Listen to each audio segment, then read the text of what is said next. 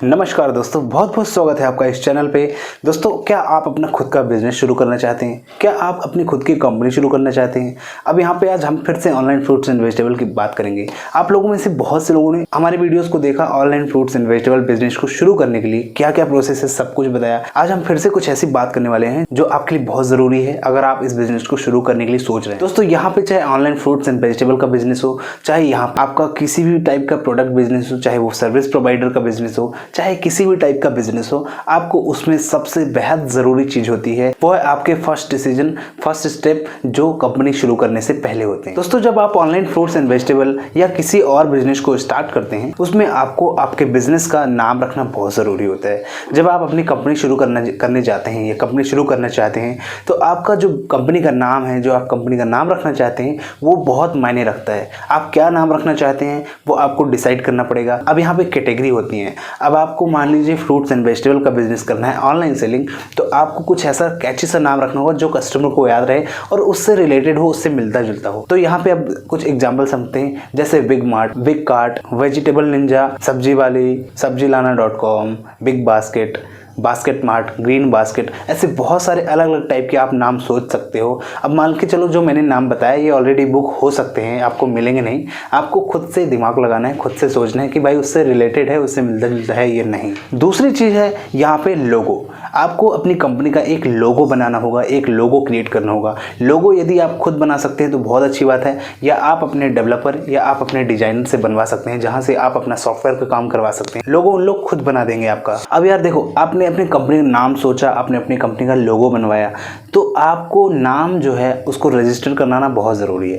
पहले तो आपको डोमेन खरीदना पड़ेगा। डोमेन आप उसका बाय कर लें ताकि वो डोमेन कोई और ना खरीद सके, तो डोमेन ले लीजिए। इसके बाद आपका जो लोगो है उसका ट्रेडमार्क बनवा लीजिए ताकि वो लोगो आपका कोई कॉपीराइट ना कर सके, उसका कोई कॉपी ना ले सके। तो ट्रेडमार्क बहुत ज़रूरी है।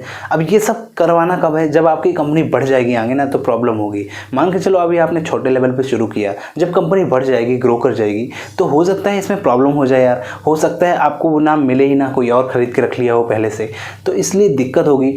तो आपको कंपनी का रजिस्ट्रेशन अगर करवा लेंगे तो बहुत अच्छा होगा। और ज़रूरी नहीं अभी आप छोटे लेवल पे कर रहे हो तो कंपनी का रजिस्ट्रेशन करवाएं, लेकिन करवा सकते हैं अगर आपके पास पैसा है। 15-20 हज़ार रुपये लगते हैं प्राइवेट लिमिटेड बनवाने में, कंपनी का नाम रजिस्टर करने में, तो वो करवा सकते हैं। ज़रूरी नहीं है अभी स्टार्टिंग में। अब यहाँ पे अपनी कंपनी को रजिस्टर करवाएं या ना करवाएं वो आपके ऊपर है। तो ये इसका विशेष ध्यान दीजिए, आगे जाके प्रॉब्लम होगी जब आपकी कंपनी बढ़ जाएगी, ग्रो कर जाएगी।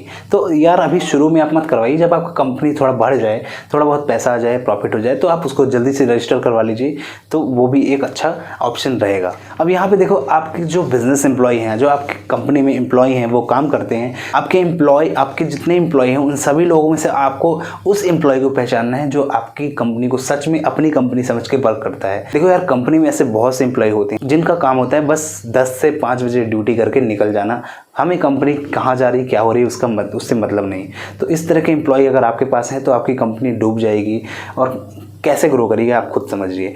एक अच्छा एम्प्लॉय होना चाहिए जो आपकी कंपनी को समझे और उसको संभाल सके। यार आपकी की कहलाता है वो एम्प्लॉय। तो उस एम्प्लॉय का भी आप विशेष ध्यान रखें। उस एम्प्लॉय के बारे में आप बहुत अच्छी तरीके से सोचें, समझें। और ऐसा नहीं कि आपने अपना काम किया और एम्प्लॉय को जाने दे भाड़ में। आपने देखा होगा इस लॉकडाउन पे कैसे बाहर से लोग आ रहे हैं, मजदूर आ रहे हैं। क्या वहाँ की कंपनियों के सेठ, वहाँ की कंपनियों के मालिक, वहाँ की कंपनियों के जो CEO, बिजनेसमैन, उस कंपनी के मालिक, क्या उन मज़दूरों को 1 महीना खाना भी नहीं खिला पाए? उनको यहाँ आना पड़ा। आप खुद समझिए क्या हो रहा है। वही मज़दूर जो उनकी कंपनी पे उनकी कंपनी को लाखों का मुनाफा, लाखों का रिटर्न देते हैं, लेकिन वो कंपनी के मालिक उनको 1 महीने की सैलरी फ्री में नहीं दे पाए और उनको खाना नहीं खिला पाए। आप इस चीज़ को समझ सकते हैं। तो कंपनी के जो आपके एम्प्लॉय हैं ना, उनका विशेष ध्यान रखें, क्योंकि वही आपकी कंपनी को ग्रो अप करवाते हैं। इसलिए यहाँ पे आपके जो भी बिजनेस के कर्मचारी और एम्प्लॉय हैं उनसे नियमित रूप से कनेक्ट रहें, हमेशा उनसे बातचीत करें, उनका फीडबैक लें और उनसे भी सुझाव लेते रहें।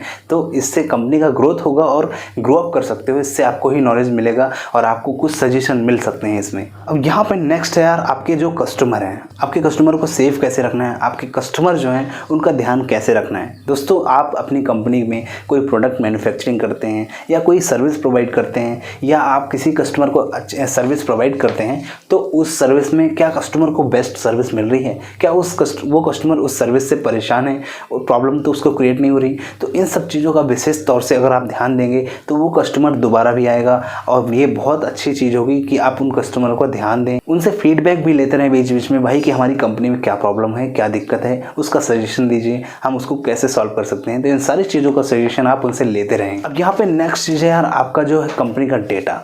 आपकी कंपनी का डेटा किस तरह से सुरक्षित है, क्या उसमें डेटा में आपके प्रोटेक्शन है कि नहीं, क्या आपका डेटा कहीं लीक तो नहीं हो जाएगा, क्या आपका डेटा मिसमैच या क्रैश तो नहीं हो जाएगा। इन सब चीज़ों का ध्यान आपको देना पड़ेगा। अब आपकी कंपनी है, आपने कंपनी शुरू की, आपकी कंपनी के कंप्यूटर में खूब सारा डेटा है आपके कस्टमर लोगों का, तो वो डेटा यहाँ वहाँ ना हो, वो डेटा क्रैश ना हो जाए, उस डेटा में कुछ प्रॉब्लम ना हो, तो इसका विशेष ध्यान देना होगा। नहीं तो अगर उसमें प्रॉब्लम होगी, वो डेटा क्रैश हुआ तो आपका बहुत सारा लॉस हो जाएगा, हिसाब किताब सब गड़बड़ा जाएगा। तो अपने कंप्यूटर को पावरफुल रखें और ख़राब ना हो, प्रोडक्ट रखें, हो सके उसकी कॉपी जीमेल में बना के रखें, जीमेल में अपलोड कर लें। तो कंप्यूटर क्रैश भी होता है तो आपका पूरा डाटा जीमेल में जाके सेव रहता है। मैंने अपने सिस्टम में ऐसा कुछ बना के रखा है भाई कि मैं अपने कंप्यूटर में जितने भी डाटा है उसको मैंने कनेक्ट कर दिया गूगल ड्राइव से, और वो डाटा सीधा गूगल ड्राइव में जाता है। जैसे ही मैं यहाँ से कुछ भी अपडेट करता हूँ एक्सेल की फाइल, तो वो सीधे अपलोड हो जाती है ऑटोमेटिकली गूगल ड्राइव में। तो इस तरह से आप भी अपनी कंपनी को प्रोडक्ट बनाएं, आगे बढ़ाएं, ग्रोथ लाएं। तो यार आज हमने जाना कुछ पॉइंट्स के बारे में, आपको इसमें से कुछ ना कुछ समझ में आया होगा। कमेंट बॉक्स में लिखिए जो आपको क्वेश्चन और क्वेरीज हैं, और इंस्टाग्राम पे फॉलो कर लीजिए अगर आप फॉलो करना चाहते हैं तो दोस्तों खत्म करते हैं हम यहाँ पे, मिलते हैं फिर नेक्स्ट वीडियो में। चैनल को सब्सक्राइब कीजिए, बेल आइकन को प्रेस कीजिए। मिलते हैं फिर नेक्स्ट वीडियो में। बहुत बहुत धन्यवाद। Thanks for watching. जय हिंद, वंदे मातरम।